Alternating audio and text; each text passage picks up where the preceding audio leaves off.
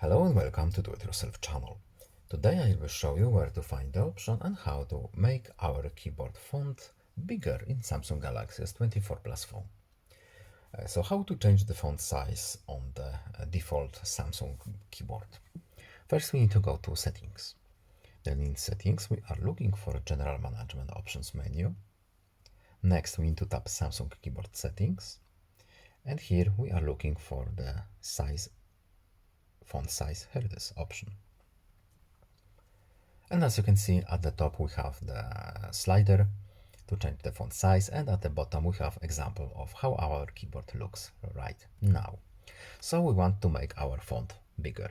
We have three settings here. It's not exactly a slider.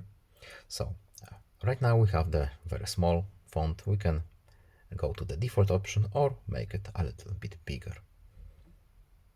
And that's all. I hope this video is helpful to you. Please leave a like and subscribe. Have a nice day and see you in the next video. Bye.